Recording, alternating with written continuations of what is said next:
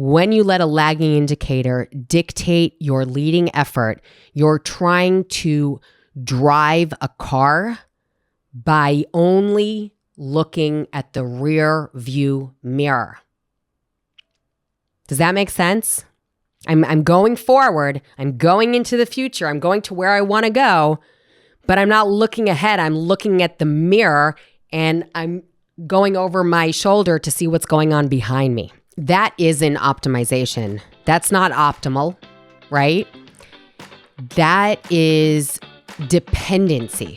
Welcome to Bodyholic with D. We don't do fads here. We give you the facts that move your body and health forward. Wait up, hold up. I'm not a doctor. The information in this podcast is for informational purposes only and not medical advice. So kick back and enjoy the show. Welcome to Bodyholic with D. I am your host, D. And before we get started, I want to give Ben Gonzalez a big thank you because he is the greatest producer ever. And it's not only that he's just very gifted at what he does, but he also deals with me very patiently also, and with a smile on his face. So thank you, Ben. And and then the next thing I want to say is thank you. Thank you so much for tuning in and downloading the episodes and listening and liking on YouTube and et cetera, et cetera. Because of you and because you do that and you interact with our content, Bodyholic with D is growing. And that means that we reach and help more and more people. So if you have not rated Bodyholic with D 5 stars, please do that. Please share, because if you share, we get exposed to more and more people and can help more people. So a big thank you for tuning in and a big thank you for sharing. All right. Finally, one more intro note is an apology. So sorry for my voice. My sinuses have acted up once again. Those of you who've been following me for a while know that this happens to me often during the winter. But there's no way I was going to cancel today's discussion because it is really on my mind and it's like on the tip of my tongue and I've got to talk to you about this. So here's what we're going to talk about. If you are checking your wrist to see if you're tired before you check in with your own nervous system, you and I really need to talk. We are living in the most data-rich era in human history, obviously. We have rings. We have straps, we have watches, we have smart scales, we have regular scales, and we track everything, every heartbeat, every breath. And yet, somehow, we have never, ever been so confused about our own bodies. Here's the hard truth. We don't know when to push. We don't know when to pivot. We've become experts at reading graphs, and we are actually becoming illiterate, excuse me for being harsh, when it comes to actually reading ourselves. So I'm here to say, and this is why I could not cancel no matter what, that your body is not the problem. It's that your feedback loop is broken. And of course, if this doesn't apply to you, but you're seeing it around you, then I'm going to just make sure that we're clear on the fact that I'm giving you the general okay? Maybe you're the exception to the rule.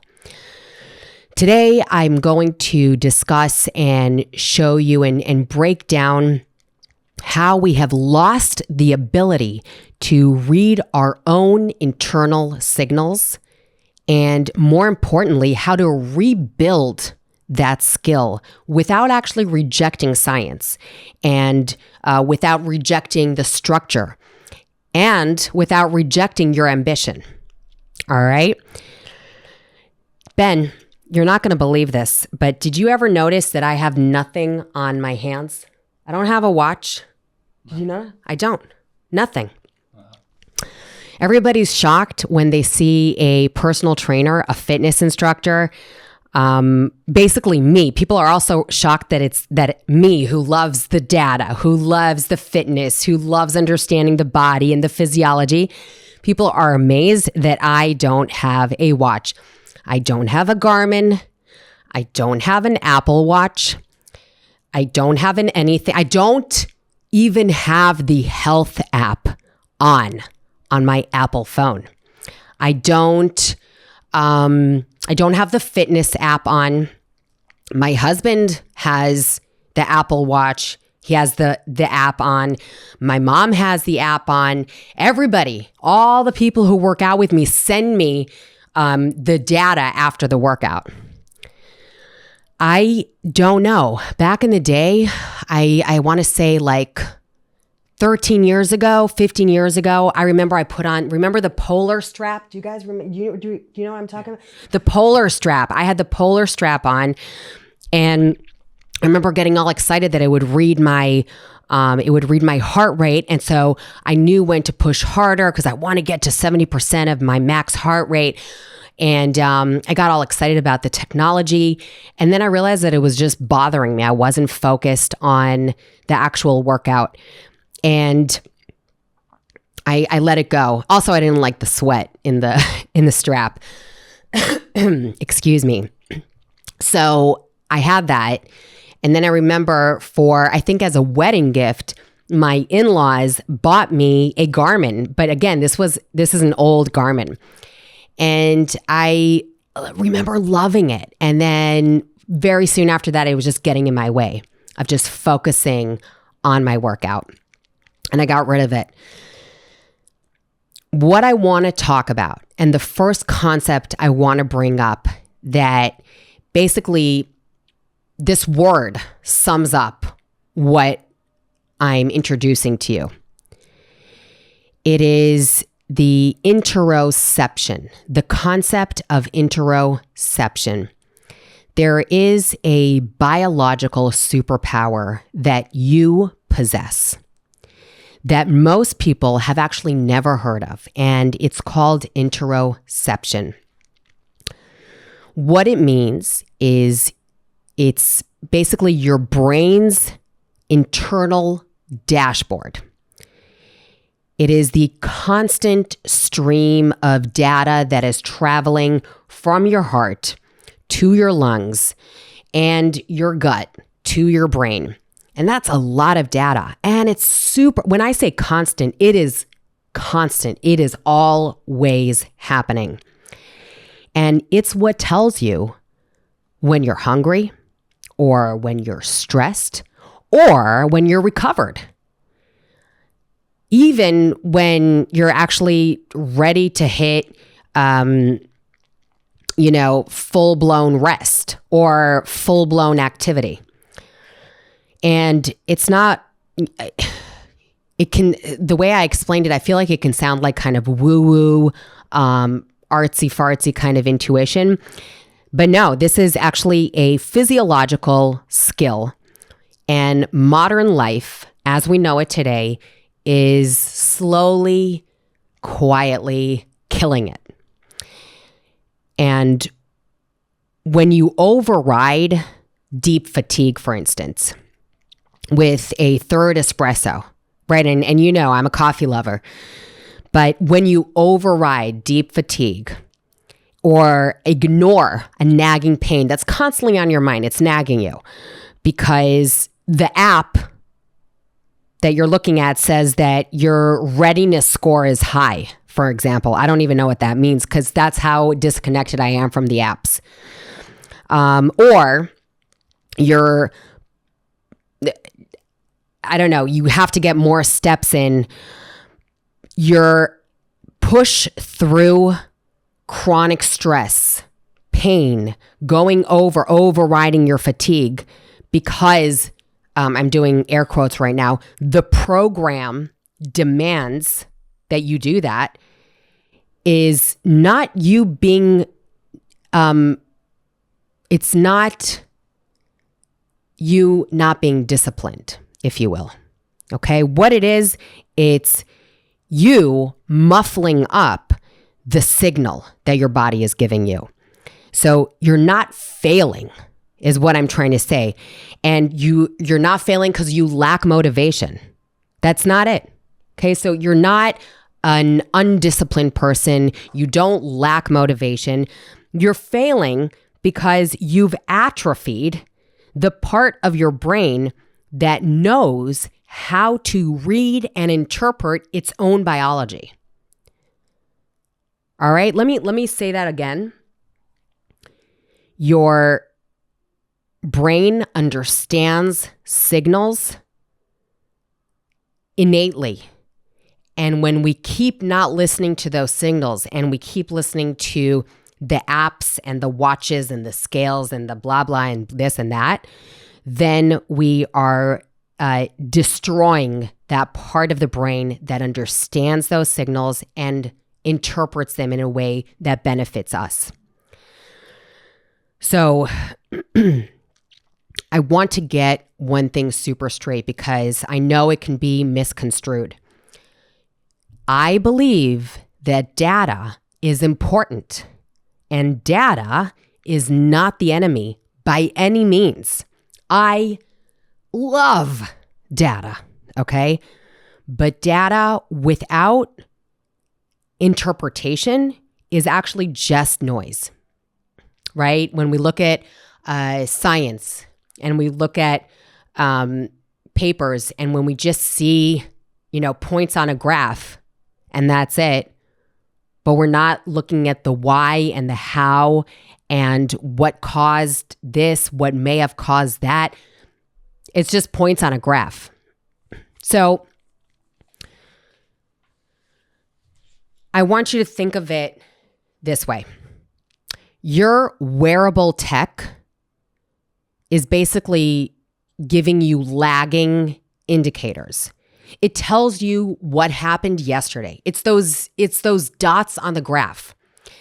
It tells you how you slept or how many steps you took in the past, right? Not how many you're going to take. It tells you how many steps you took. But your internal sensations, the leading indicators, they tell you what is possible right now, right? The tech is giving you lagging indicators.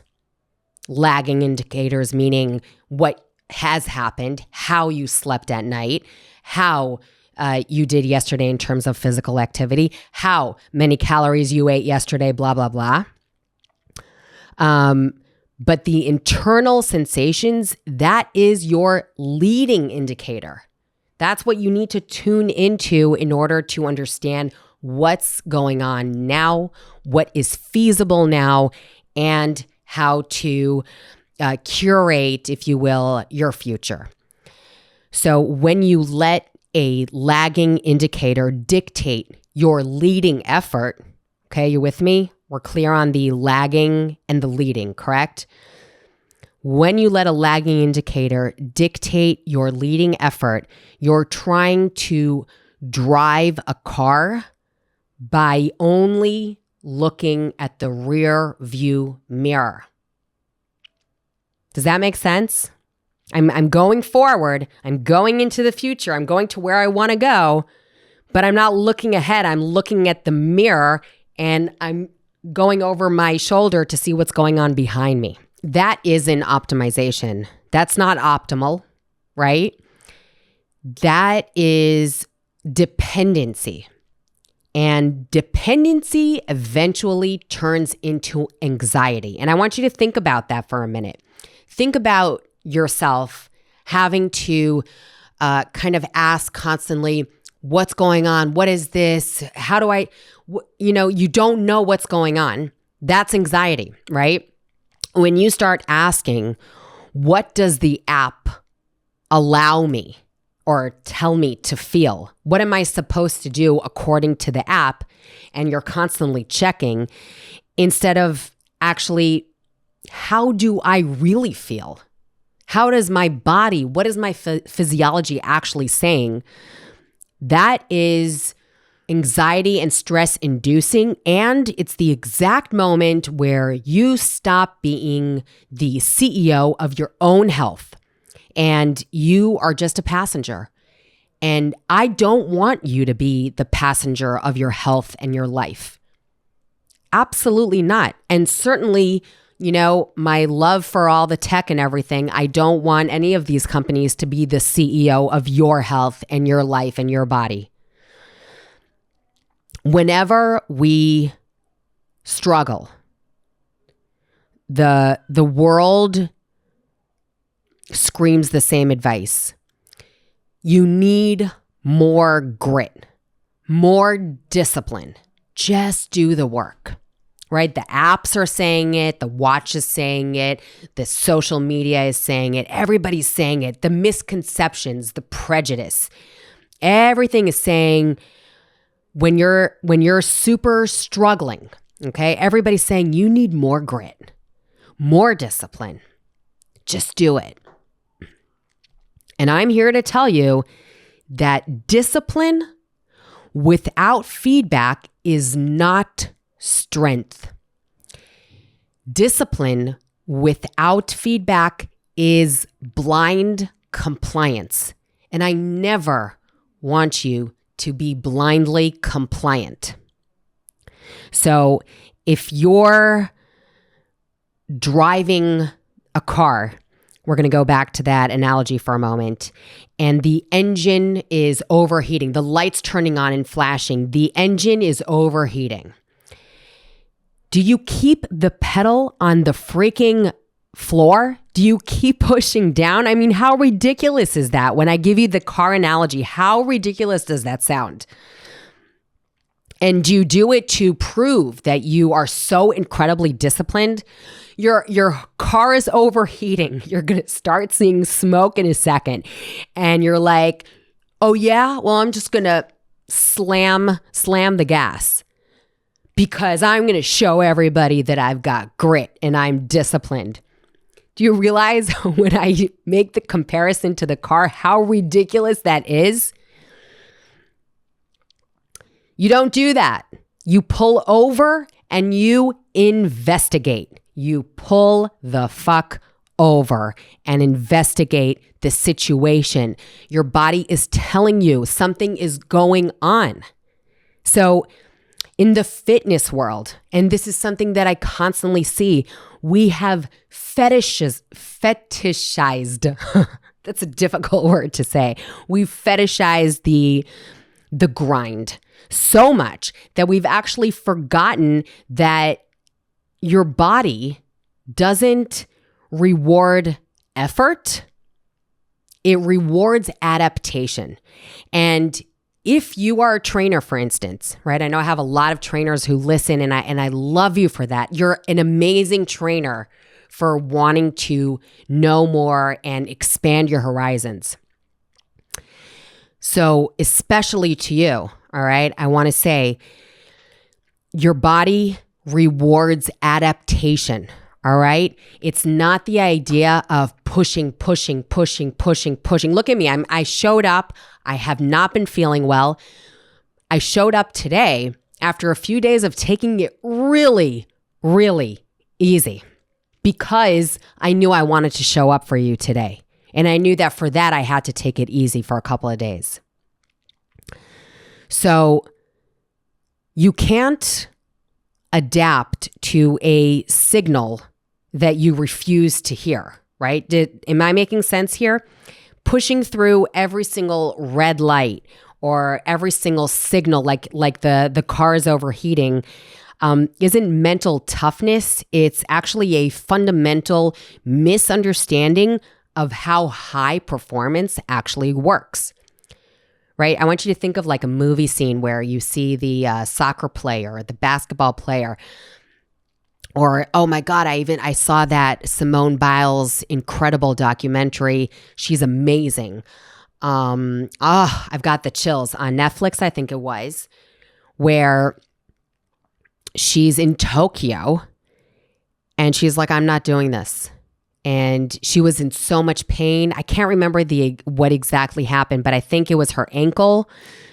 And she was on painkillers and they were trying to have her push through.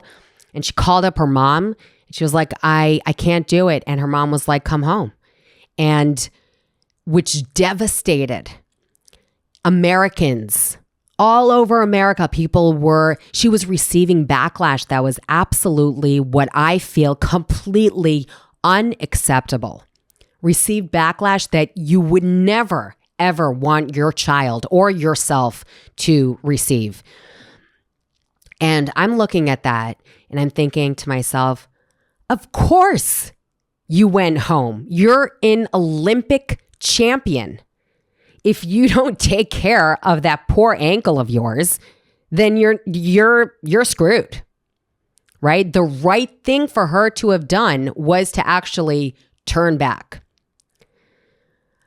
So that's what I mean by ignoring and pushing through the signals as a fundamental misunderstanding of high performance and achieving high performance and showing off your abilities and high performance. At Bodyholic specifically, we don't just train muscle. This is true for me on all the Bodyholic programs and in the studio. It's actually true for all my trainers, which is why I believe I have such an incredible group of people working with me, because we go by the notion of we train dialogue. Okay, it's not all about the muscle,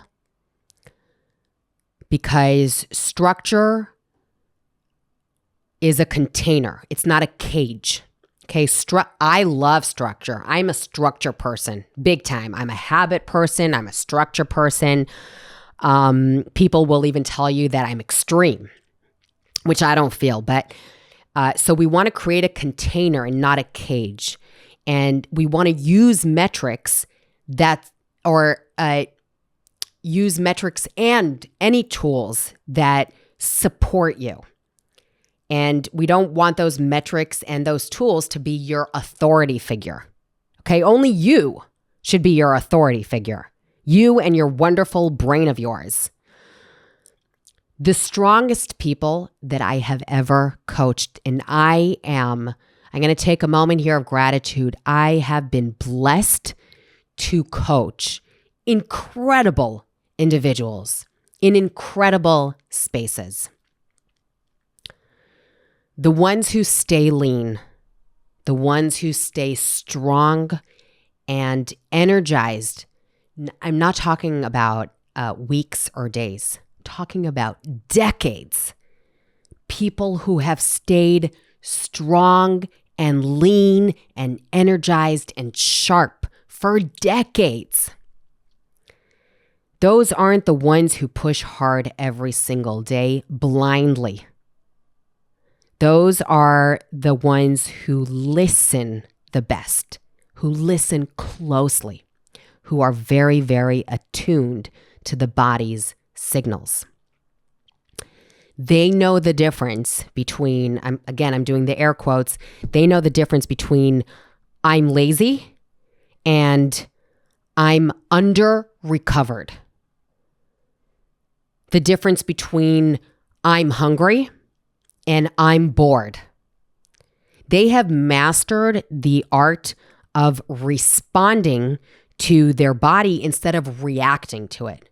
Really responding, really working as a team. You know, the brain, the signals, listening in, not doing things mindlessly.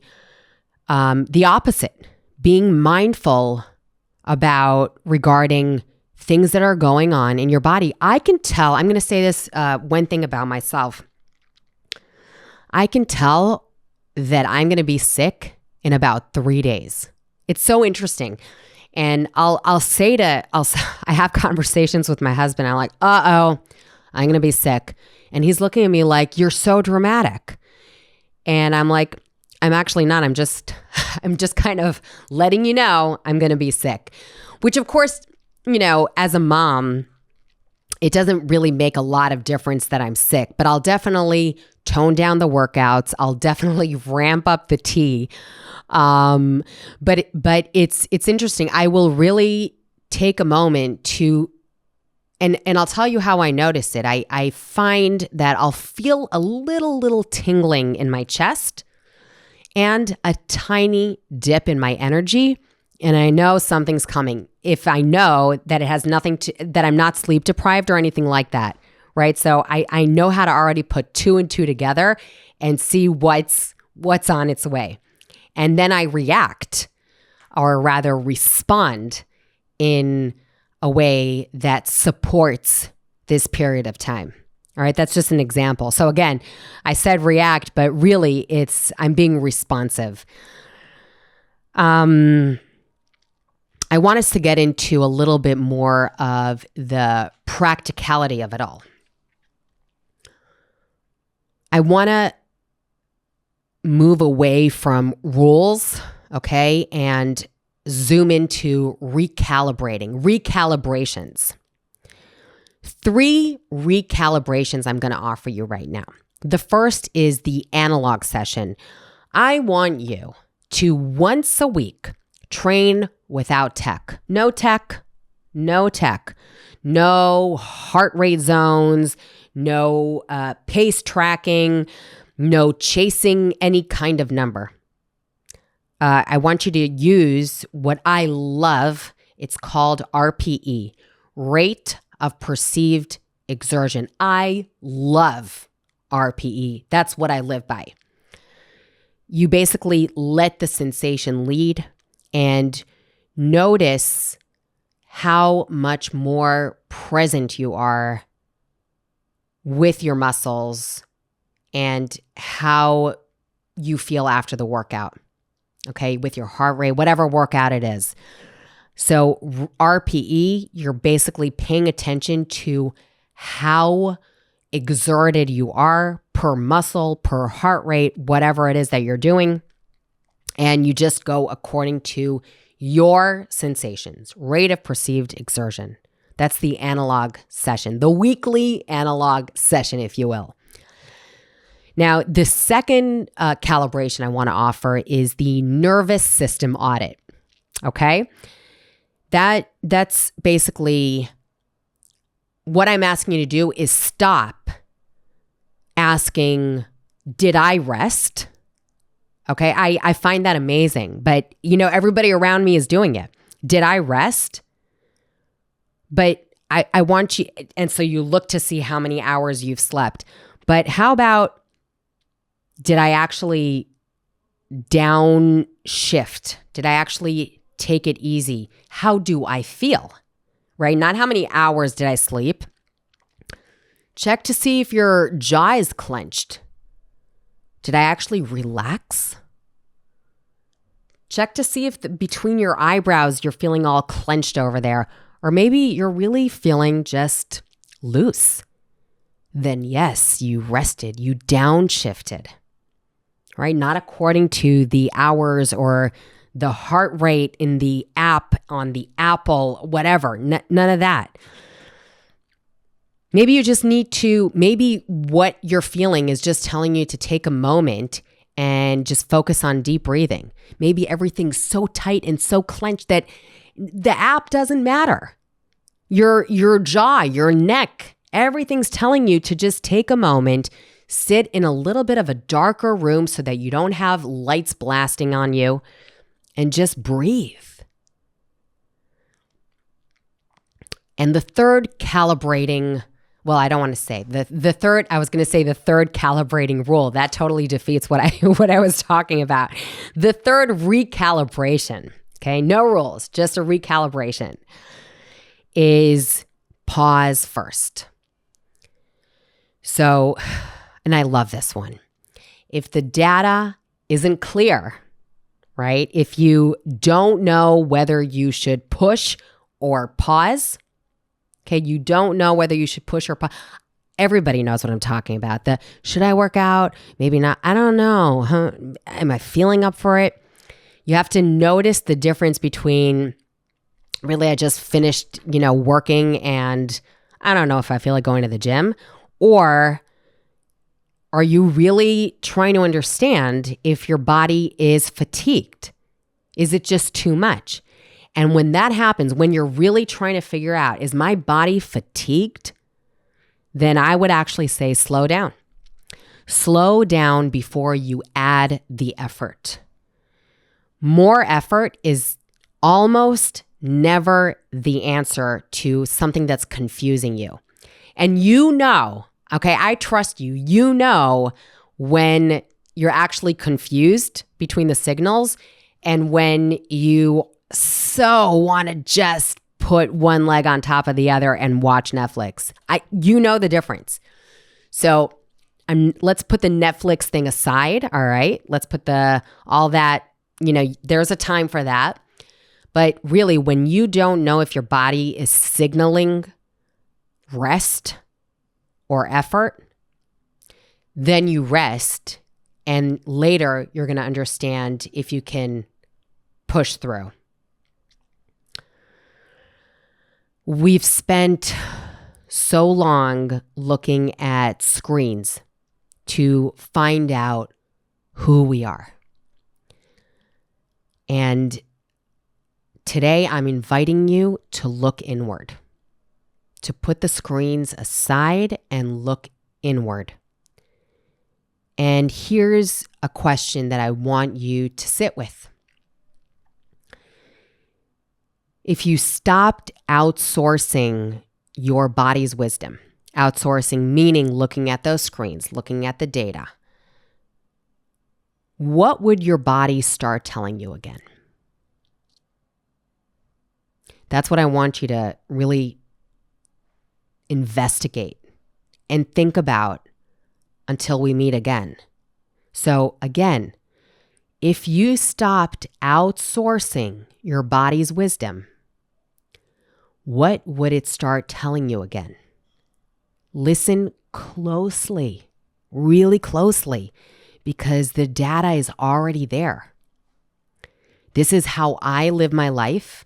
And actually, for me to come up and out of the way I live my life and look around for a minute and actually write out today's plan and the spine of what I wanted to say today, it took me a while because I don't look at the screens to know how I'm feeling and what I'm doing next. I don't have that watch. I don't have the app. I don't. It bothers me. It gets in the way. And I would love for you to actually go back for a moment and really go deep and listen to what your body is saying constantly. It is always telling you something. So this today is really about inviting you. And that's that for today. I'm going to repeat the question because I really want you to sit with it. So if you stopped outsourcing your body's wisdom, what would your body be telling you? That's what I want you to go with today. If you enjoyed today's episode and you feel that it could benefit a loved one, please share this episode. Please visit us on Instagram on BodyHolicD or on YouTube, Bodyholic, or on the website, bodyholic.fit. And we are really all over the place and we love hearing from you. So let us know, ping us, tell us what you thought about today's episode. And thank you so much for joining today. I'm Dee, and this is Bodyholic.